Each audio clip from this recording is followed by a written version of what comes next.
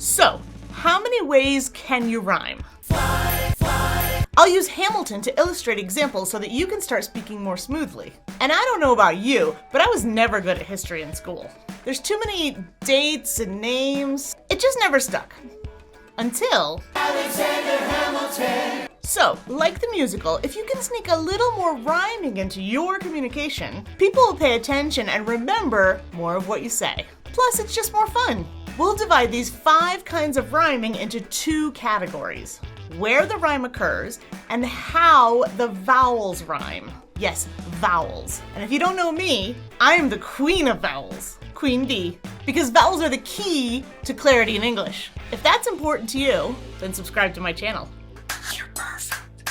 Speaking of perfection, when the vowels are identical in the same syllable and stress pattern, we call that a perfect rhyme. In this example, focus on the A words at the end of the clauses. Then a hurricane came and devastation reigned. Our man saw his future dripping down the drain. Now listen for brain, refrain, and pain. Put a pencil to his temple, connected it to his brain, and he wrote his first refrain, a testament to his pain. See if you hear which word is a perfect rhyme for voices and another for trouble. Geniuses, lower your voices. You keep out of trouble and you double your choices.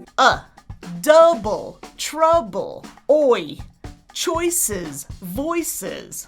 Notice how each set has not only the same vowel, but they're 2 syllables and the first is stressed.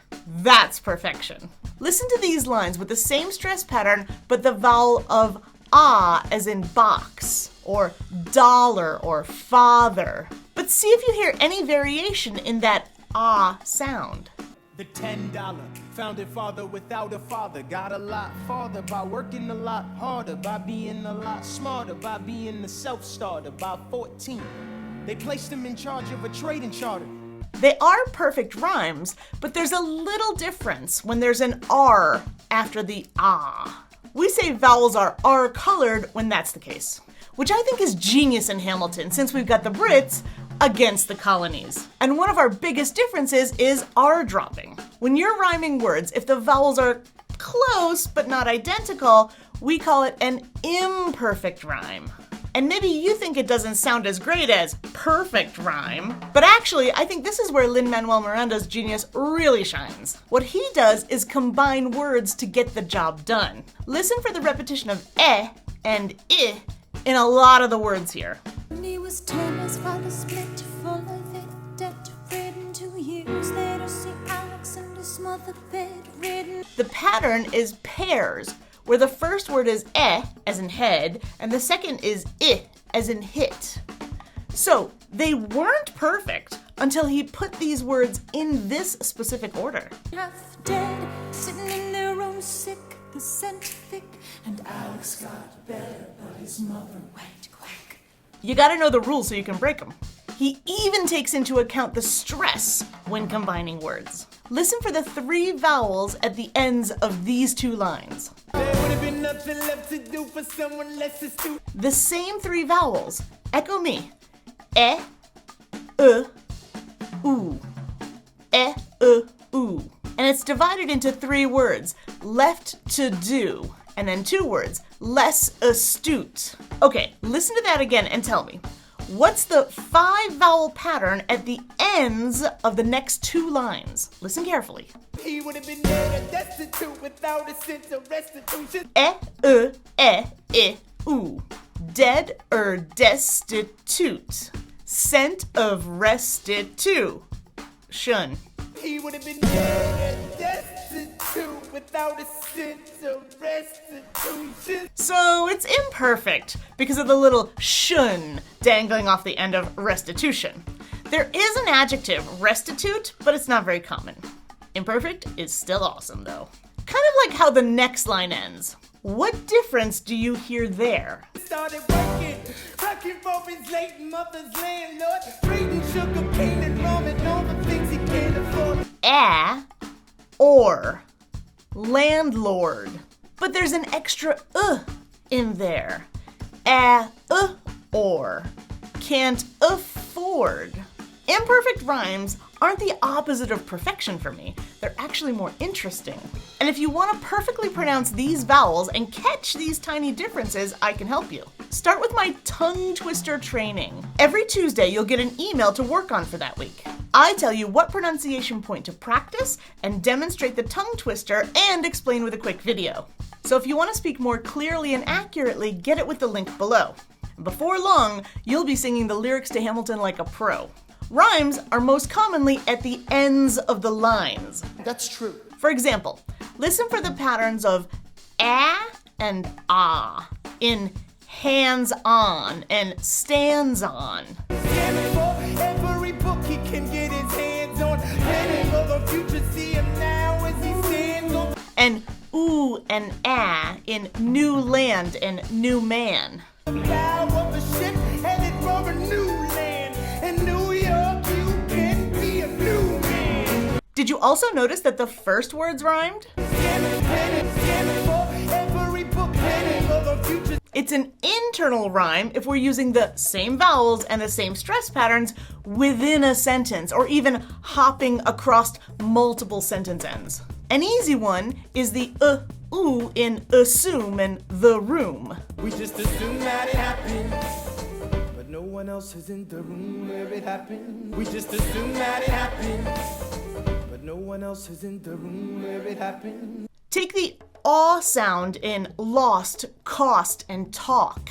Look at the cost and all that we've lost, and you talk about Congress. He doesn't say cost and or lost and. He reduces the a and to He says cost and lost And that's where the brilliance is, because it creates another complex internal rhyme with the previous line.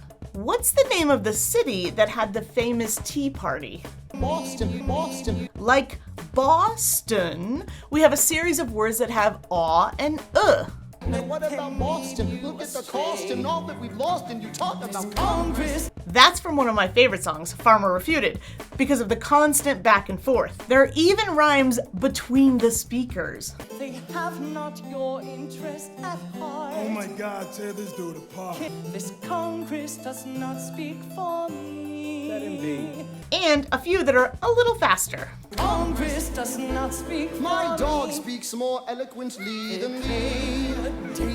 But strangely, old mange is the same. The king shows you his mercy. Is he in Jersey? I love how their ideas are at odds, but their words are connected. Did you notice those internal rhymes fall on the beat? That's because internal rhymes aren't random.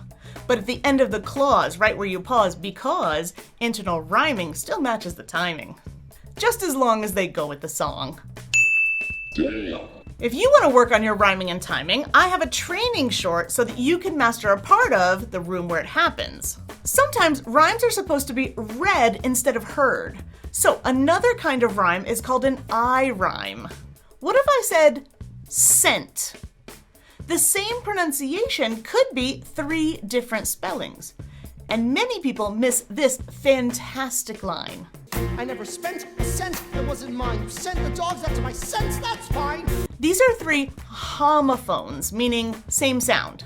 When you see a homophone, you might be pronouncing them differently, which makes logical sense since they're spelled differently. As in, I write with my right hand. For example, I remember in school having tests on homophones and homonyms and homographs, and I always confused them. And because spelling and pronunciation are such a nightmare in English, it might be affecting you too. And when you see homographs, they are spelled the same, but surprise, you're supposed to pronounce them differently. As in, I cry a tear when I tear my nail. You cry.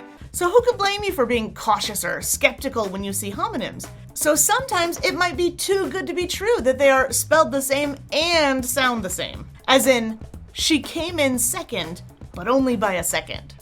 Good luck. But there's this great line between Aaron Burr and Angelica. For you disgust me. So you've discussed me. Technically, you can say either g or k for disgust, but only k for disgust. Homonyms are different words that just happen to sound or be spelled the same. Ugh, English. Why so sad? Real mastering English, like in Hamilton, includes consonant clusters, connected speech, syllable stress, rhythm, and even pitch. There are so many elegant lines here. My favorite is how this phrase is inverted, and it's perfect. Pay attention to the P's and F's. I get no satisfaction witnessing his fits of passion. The way he primps and preens and dresses like the pits of fashion. Too many great rhymes to fit into one video. Share one that I didn't mention in the comments below. But remember, the most important thing about rhyming is the vowels in English. And I don't mean the 5 that we write. I mean producing the correct sound, because we have like 20. You can train by using my vowel echoing technique in the next video, which uses the Minecraft movie trailer.